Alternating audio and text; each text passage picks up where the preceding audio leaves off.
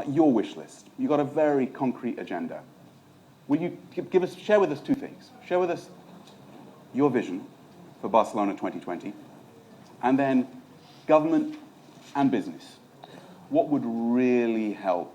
Well, I like the question because sometimes when I listen to people saying that we cannot wait for policymakers, I always recall an example. We would have never had the Sixtine Chapel without Julius II, not without Michelangelo, but without the client, the Pope. Like it or not, we are the Pope in here. So we have to define a common vision. That's the first. Who's the Pope? Me. You are the Pope. In Barcelona, I'm the Pope. That's the first. The vision has to be set by the politicians together with everybody. That's the first point. The second thing, before really answering the question, because many issues have been raised. The second point, and very important, I'm a bit also fed up with the moral paradigm reigning in the Western world. I think there's something related. If you pollute, you are mean. Well, you're mean, but you make a lot of money out of it. So we have to get rid of that. Didn't we say that we are in a capitalistic world and we accept that? The choice has to be better. And economically speaking, I'm going to go to that.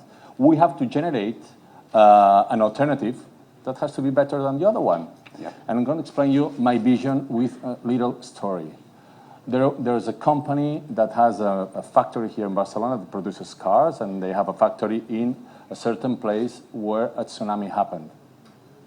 Those guys produced a car that had a plug-in and a plug-out to charge that car and to let some energy out of the car. There was a lobby of big energy producers that stopped the production of that car with a plug-out. All of a sudden, we had that big wave, and politicians thought that if those guys if they had all those cars spread all over the place with that plug-out, perhaps even though excuse me for my English, the factory of energy was cleaned by the wave, they would have had another kind of factory distributed everywhere in each garage of that country, being able to produce the energy that they needed for 4 strategical and critical days. That's the revolution that we have to go through, because if we do it well, that makes a lot of money.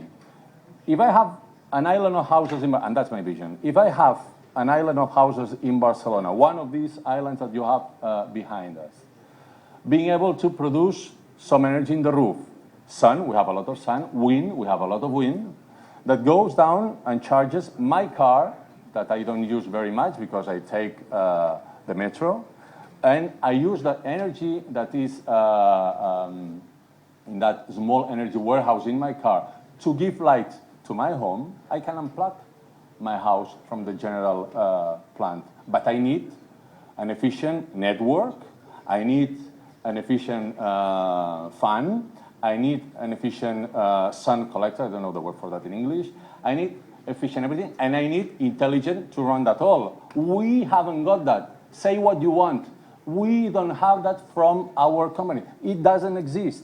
We have beautiful things in Rio. We have very nice things elsewhere. We have unbelievably interesting things. We haven't got the platforms to really manage that. I think we want Barcelona to be the first city doing that in the very short run, but we have to do it with other cities, I'm sure that, and we have to do it with industry. Are they supporting you at the moment? They are supportive. I have never met. Okay, who here likes what Antonio is saying? Is this an opportunity for you to help bring to life? I hope so. I think so, and I hope so, because a lot of the clean energy alternatives are relatively high capital costs and relatively low variable costs. Whether you're looking at wind turbines, solar, smart grids, charging stations, or whatever. So it's the investment challenge, which is the big challenge. And this is where the partnership between business and government comes in. If you can find ways of de-risking that a little bit by providing a guaranteed market, you can get long-term money, pension fund money, into those kinds of areas. That there's many opportunities where you can take an area which actually would be high risk, high reward, and make it low risk. It's going to happen. I agree, but where? Where and when? The problem that we have is that all the city economy was based upon the brick. It was based upon the brick. So all the money went to the bricks because the paradigm was if you put money on the in the bricks, then you are going to be very well paid off. That's over. Thanks God, that's over. We are in this mess that we are now because of that. So, and that model is over. So the paradigm has changed. I need people like you that want to stay with me for 50 years. So the payback is going to come back to us as in the old days, or the old industrial days. You remember? Well, we don't remember them, but our grandparents did that. All those industrial days where the assets were sound, where the balance sheets were sound, and were based on long-term businesses, not in something called business that was not business, that was the Monte Carlo casino. It's another thing. And that's what we have built together in this Western world. Questions from the room. Questions from the room. We have one, please. Just shout out. The mic's too slow.